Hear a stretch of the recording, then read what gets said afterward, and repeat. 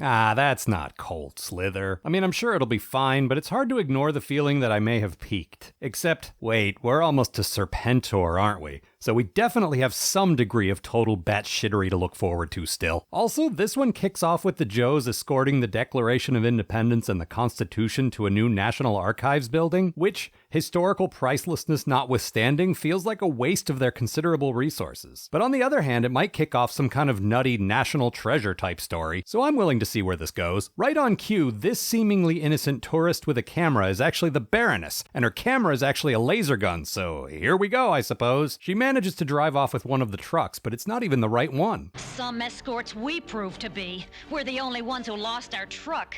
Yeah, but we weren't carrying anything valuable.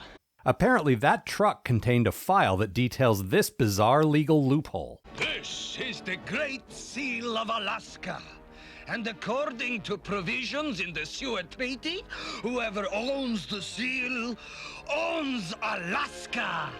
I want to believe this is an actual real-life thing, so much so that I don't want to Google it and discover that it's not. Please don't tell me one way or the other, just let me have this. So yeah, now with Cobra's help, Alaska belongs to a Russian used car salesman called Georgy Potemkin, whose ancestors may have had a legitimate claim to the seal and, therefore, Alaska. He promptly renames the place Georgy Land and promptly evicts everyone else. Hoping what Potemkin has isn't the real Great Seal of Alaska, and honestly to me it looks like one of those phony grails that turn you to dust if you choose poorly, the Joe team head to the Arctic in hopes of locating the real one. But the Russians have the same idea, so here's more of these AAlgar guys again.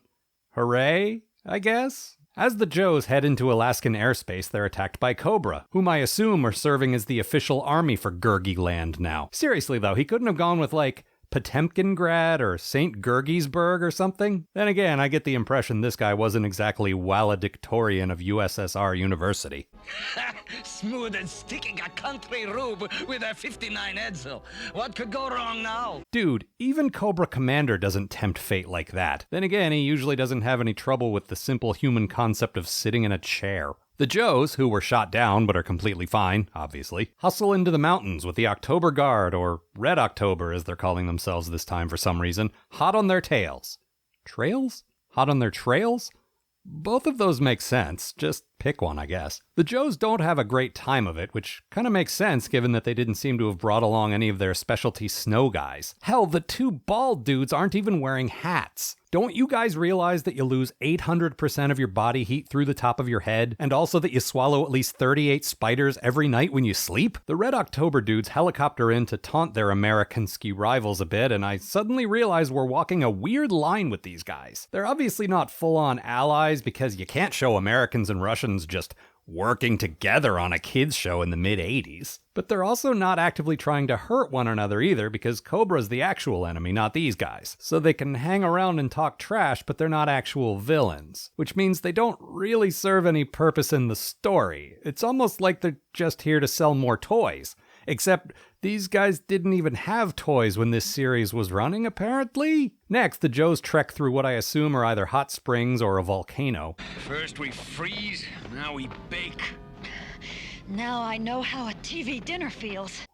Seriously? No baked Alaska joke? It was right there and you're just gonna leave it? Then they find an abandoned October Guard camp and are attacked by Cossacks who apparently swear their loyalty to Tsar Alexander II. Mind you, I'm a little rusty on my Russian history, but I'm pretty sure that guy's been dead for 100 years at this point. This isn't like those stories of Japanese soldiers who thought World War II was still happening in 1947. So how do we account for these temporally and geographically displaced anomalies? Fountain of Youth? Time portal? Suspended animation?